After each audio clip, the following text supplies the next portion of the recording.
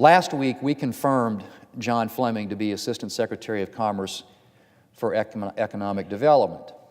The story of his confirmation process has been a familiar one over the past 2+ years. A non-controversial nominee being forced to languish in limbo for months because Democrats won't agree to move the nominee forward outside of the lengthy cloture process. Madam President, as senators, we have to take our confirmation responsibility seriously. And sometimes that means that we oppose a candidate who raises serious concerns about his or her suitability for the position for which he or her has been nominated. What it should not mean is that we reflexively slow walk qualified candidates simply because we don't like the president that's doing the nominating. But that is what Democrats have done over the past 2 years, over and over and over again. Again and again, the president has put up a qualified candidate that Democrats don't really object to. And again, they've forced the leader to file cloture on the nomination, delaying confirmation for weeks or months. And how do we know that Democrats didn't have genuine objections to a lot of these candidates? We have the Democrats' votes to prove it. Nearly half of the recorded cloture votes in the 115th Congress received the support of 60 or more senators when it came to a vote. More than a third of the recorded cloture votes ultimately received 70 or more votes in support. That means that more than a third of the time, 17 or more Democrats voted in support of ending debate on a nomination and moving forward to a vote. And yet in each of those instances, Democrats delayed the nomination from coming to a vote by forcing the leader to file cloture.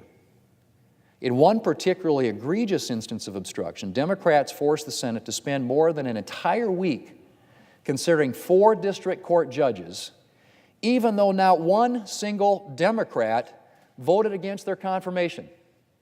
That's right, Madam President, not one single Democrat voted against their confirmation.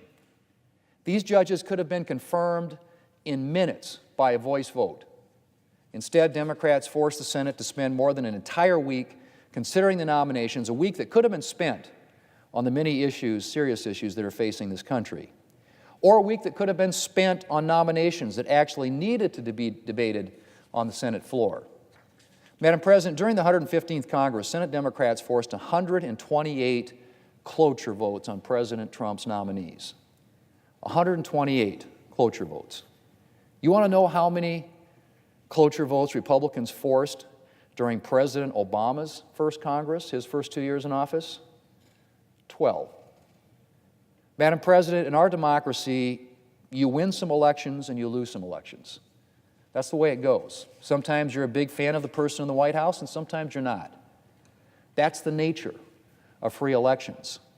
That's the nature of life in a democracy. But 2+ years on, Democrats still can't accept that they lost the 2016 presidential election. And so they spent the past 2 years doing everything they can to oppose the president, even if the American people get hurt as a result. Madam President, there's a reason that senators during previous administrations have not objected to votes on a president's nominees, even when they didn't like the president.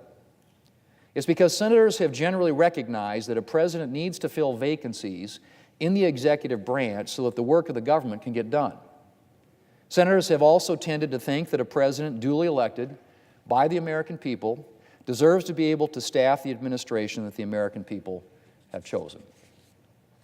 But Democrats have apparently decided that it's more important for them to be able to express their antipathy to President Trump than for the government to be able to get its work done. Democrats' unprecedented obstruction has also eaten up time the Senate could have been spending on other priorities, from growing our economy to making health care more affordable to helping Americans save for education and for their retirement. Madam President, I'd like to suggest to my Democrat colleagues that 2 years is long enough for throwing a tantrum over the 2016 presidential election. It might be time to accept the election results and to work with Republicans to confirm the president's nominees in a timely fashion. After 2+ years of Democrat obstruction, I'm not holding out a lot of hope, but there's always a chance that Democrats will decide that it's time to stop playing partisan games and to start focusing on the business of the American people.